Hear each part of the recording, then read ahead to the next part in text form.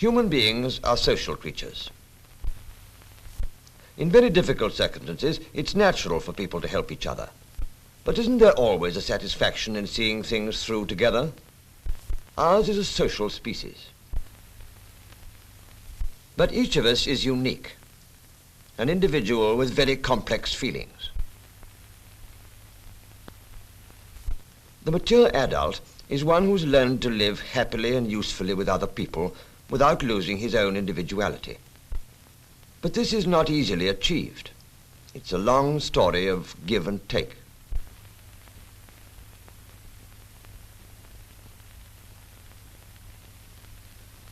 At every stage of their growth, children are called upon to forego some of their immediate pleasures and wishes and to learn to fit in with others.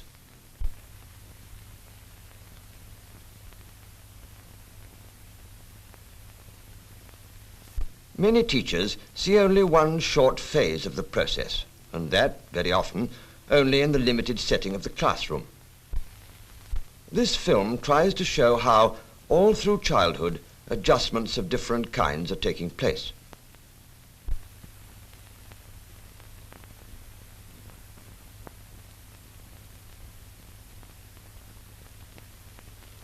It's only by knowing the sort of adjustments which children will have made and those which are likely to follow in their development that we can deal wisely with their behavior problems at any particular time. What, for instance, might lie behind this kind of situation? How would you deal with it? It's part of our job to understand and guide children throughout the sometimes difficult growth towards a cheerful acceptance of social discipline.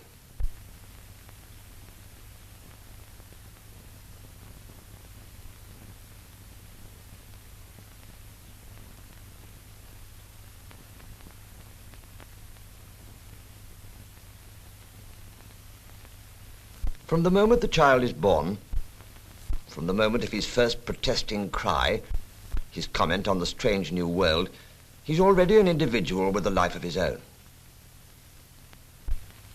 For some time he's concerned about very little except his own comfort, and his feelings have a wholehearted intensity, an all or nothing quality.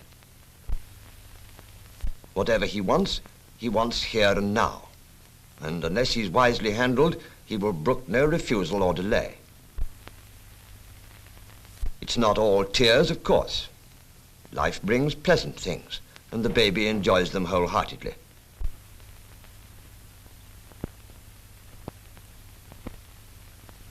Here is the beginning of a real human relationship, but it's still self-centered, a matter of demands for attention, for food, for comfort. For a long time, children are absorbed in their own feelings and desires.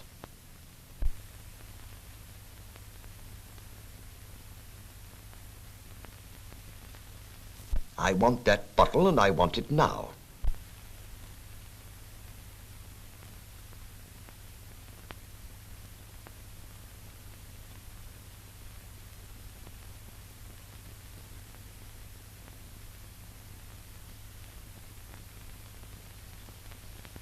All the same, they're fairly quick to find out that some of their actions seem to please more than others. A good boy does this. A bad boy does that. Mother likes good boys, but she doesn't like bad boys.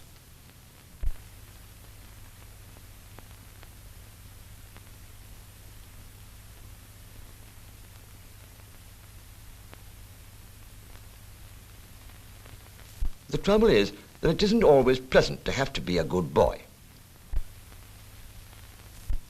It's all very well to be patient and persevering, but the world is full of things that won't go right.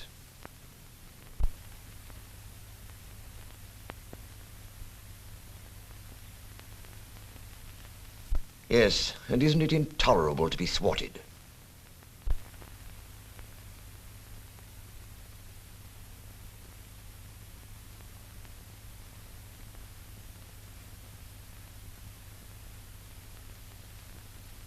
Why can't things go the way I want?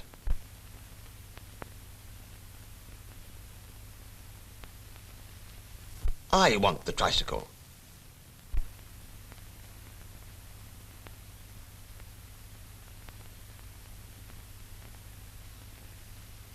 It's maddening to be as helpless as this.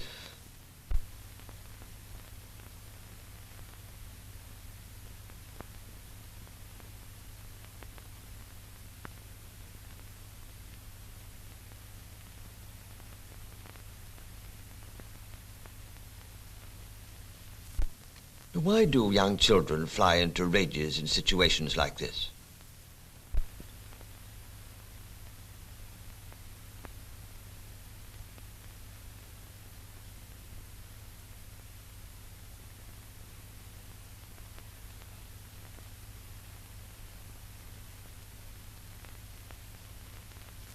It may not be smooth going all the time, but by the age of 4, children do enjoy being with one another.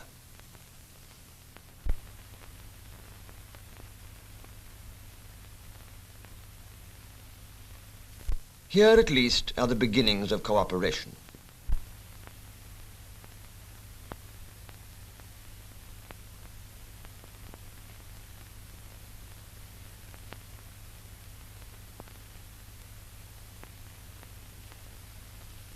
By the age of 5, the child's world has widened enormously to include all the members of the family and those grown-ups and children whom she meets and knows as friends. It's said that children change more fundamentally between birth and 5 than during any other period of their lives.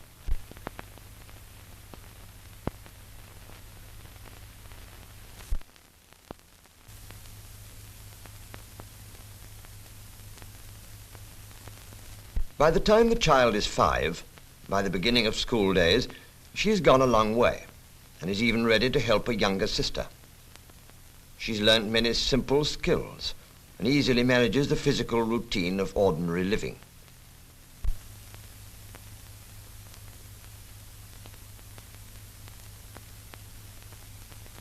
It seems now as if she has taken a sudden leap forward and become much steadier, as though she may never again be quite so much at the mercy of her emotions. Her energy will be free for other things. In this period, children usually become conscious of their own powers. They want to see just what they can do and are not easily deterred by difficulties.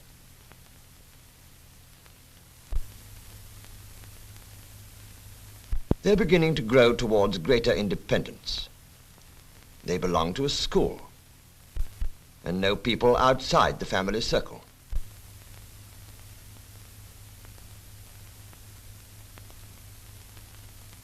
The child now has friends of his own. He has more knowledge and skill than before.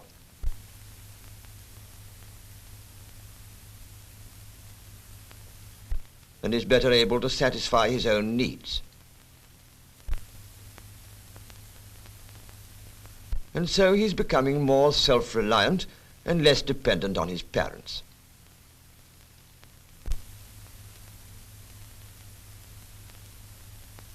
But this independence may bring its troubles. Children notice that there's one rule for grown-ups and another for them.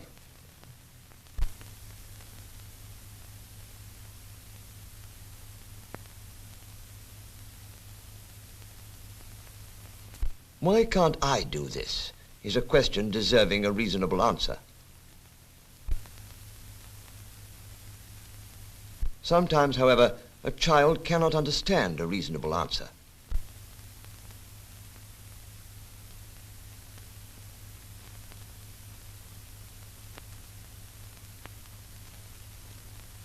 At this age, children can be critical. Older sisters and brothers, even parents and teachers, are summed up often more shrewdly than they imagine.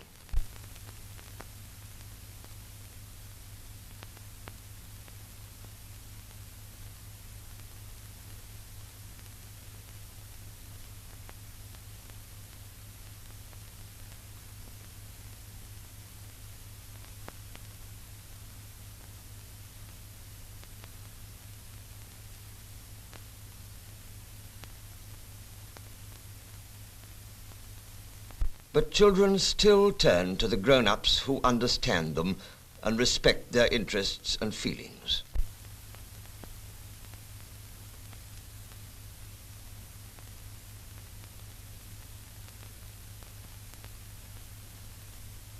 If we look back again at the children of infant school age, we can see how their social life is developing. At this age, children are strongly individualistic. They have their friends, but friendship is likely to break down at any time. They may band together spontaneously into groups, but the groups are not permanent.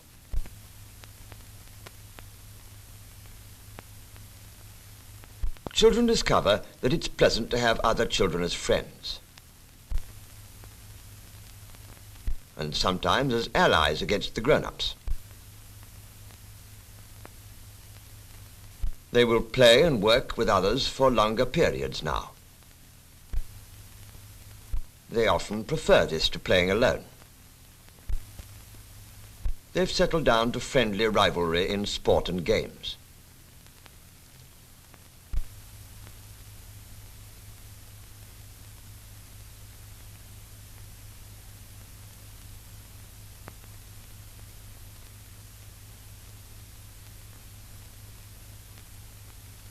Children now work and play with others. But this is not to say that they've become completely social all of a sudden. A child loves to show off and often undertakes jobs mainly for his own glory.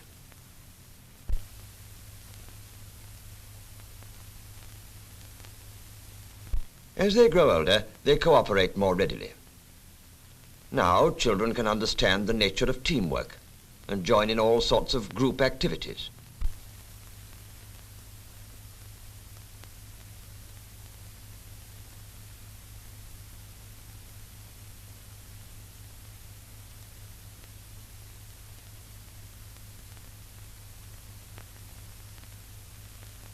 As likely as not, they belong to a gang, and this may be quite a highly organized social entity. The rigid conventions of the gang may, however, lead its members to be unkind, if not cruel, to outsiders.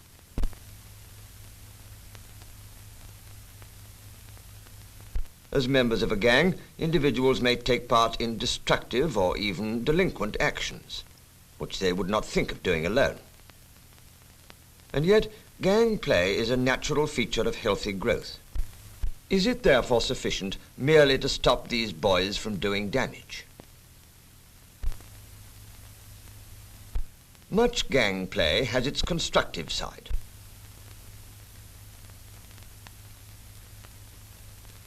The new sense of responsibility and the loyalties which the child feels in being a member of a small group are forerunners of his widening loyalties to larger groups, to the school, the club, and finally the community.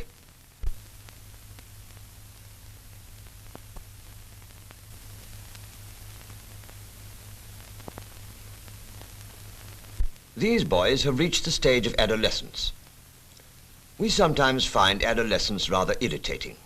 Most people realize well enough that they're going through a difficult phase. They need tactful handling and a good deal of sympathetic guidance. But they tend to be awkward. Physically, they're clumsy. Rapid growth is not matched with increased muscular coordination. And this makes for self-consciousness.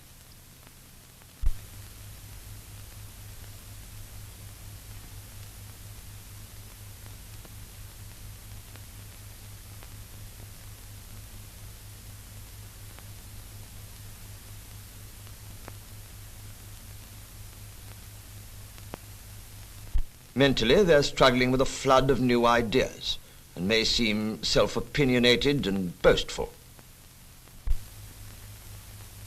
They may believe that they've grasped the riddle of the universe, when in fact they've only had a glimpse of one small aspect of it. And about this time, when they most need guidance from adults, they're emotionally very touchy. any criticism of themselves they find almost unbearable.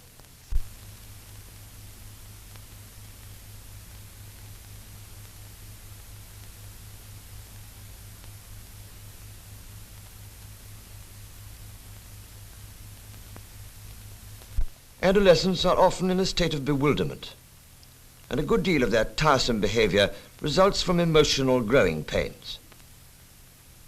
They surrender easily to the mood of the moment. Sometimes they are listless and apathetic.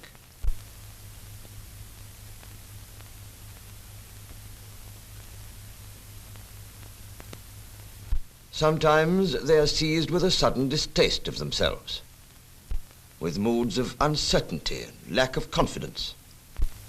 They drift into daydreams, often of glorious achievements. The famous young scientist faces the reporters.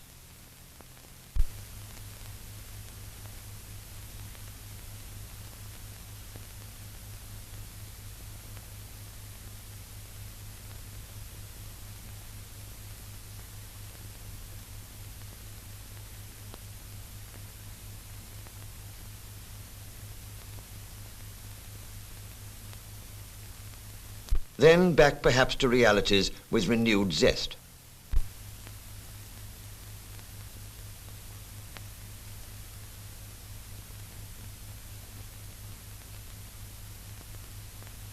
But with all its difficulties, adolescence is a time of awakening.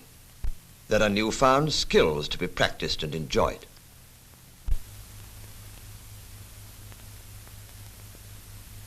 There is a new desire to understand, an avidity for ideas, an enthusiasm for tracing the relationships between things and events.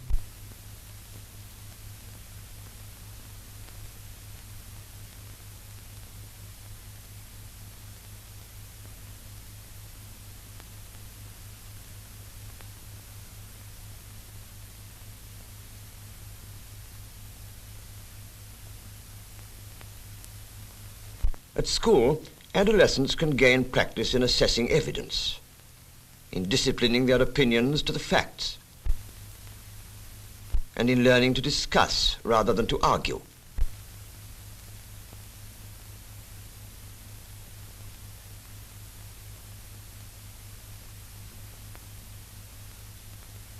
They are becoming more aware of other people and their points of view.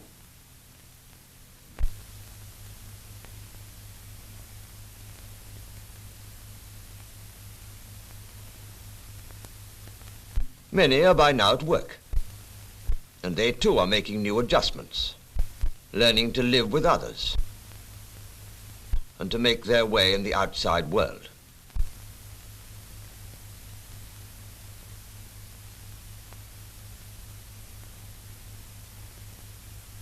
Boy and girl friendships appear, uncertain and embarrassed perhaps, but these form one of the steps towards maturity.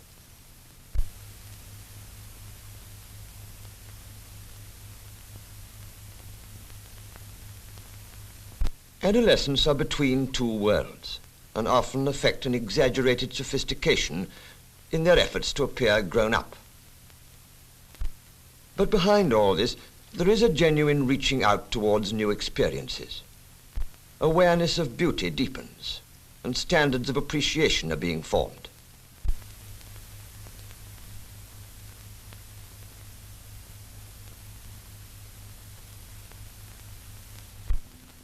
And above all, young people are beginning to think about living, to enjoy playing with ideas.